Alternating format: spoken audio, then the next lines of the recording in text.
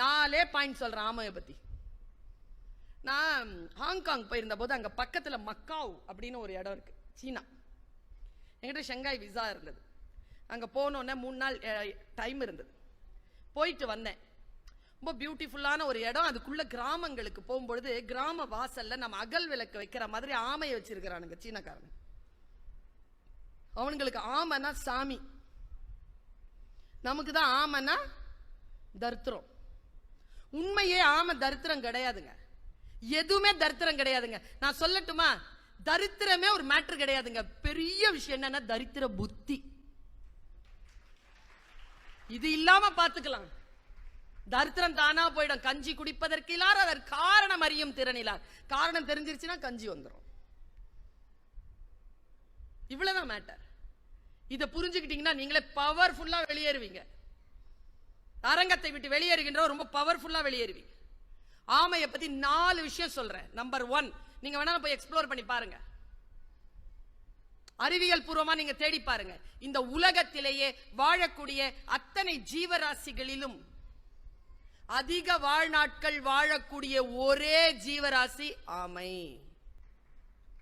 Maximum 800ங்க, minimum 300ங்க. 800னா எத்தனை தலைமுறை sir பார்க்கும்? 16 தலைமுறையை பார்க்குமா? டே அப்பா. இன்னொரு ஒரு விஷயம் சொன்னா, உங்க கால்ல இருக்குல்ல நிலம், அது நகர்ந்துரும். இப்ப நான் சொல்ல போற மேட்டர், கடலிலே நீந்துகின்ற அத்தனை ஜீவராசிகளிலும் இன்க்ளூடட் திமிங்கலம் அதிக கிலோமீட்டர் பயணம் செய்யக்கூடிய பிராணி ஆமை. அது எப்படி? அது எப்படின்னா அதுவா நீந்தாதான். என்ன பாருங்க, அதுவா நீந்தாதான். அதுக்கு திசை அறிவு அதிகமா. இப்போ அது கலிபோர்னியால இருக்கு, அது கன்னியாகுமரிக்கு வரணும்னு முடிவு பண்ணிருச்சுன்னா கலிபோர்னியால இருந்து கிளம்பும். அது நீந்தாது. நீரோட்டங்கள் கடலுக்குள் ஓடும்ல, அதுல போய் தன்னை ஜாயின் பண்ணி நீரோட்டத்தில் அது பயணம். ஆனா திசை அறிவு அது பாட்டுக்கு வேற எங்கேயோ போகுதுன்னு வச்சுக்கோங்க, நீரோட்டம் அங்க போவாது, கழண்டுரும். இந்த பக்கம் போறதுக்கான எந்த நீரோட்டம் வந்தாலும் வெயிட் பண்ணிட்டு அதுக்குள்ள போகுமா. இப்ப நீங்களா போய் புக்கு படிச்சா 15 வருஷம் ஆகும்.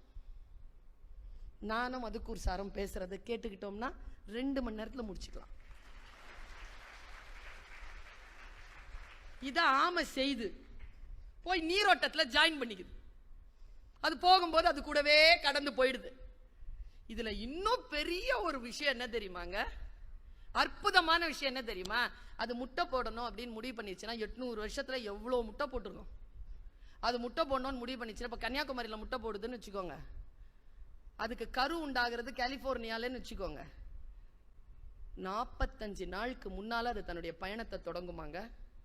தன் வாழ்க்கையில் ஆரம்பத்தில் எந்த இடத்தில் முட்டையிட்டதோ தன் மரணம் வரைக்கும் அந்த இடத்துல தான் வந்து முட்டையிடுமா. ஆனா உலகம் முழுக்க கடல்ல சுற்றுப்பயணம் பண்ணிக்கிட்டே இருக்குமா. ஏங்க மிருகங்க, இதெல்லாம் தெரிஞ்சுக்க. ஆமா பூந்த வீடு உருப்படாது. எப்படி நீ உருப்படுவ?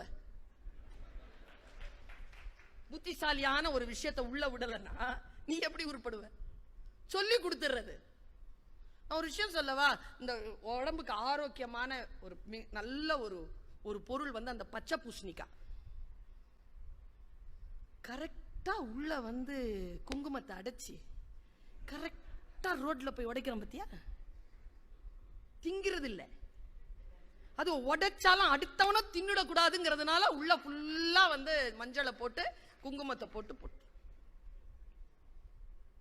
பல வேளைகள் நான் சொல்லுகிறேன். நாம் வல்லமை பெற்றவர்கள் தான். நம்முடைய வலிமை வேறறுக்கப்பட்டு கொண்டே இருக்கிறது.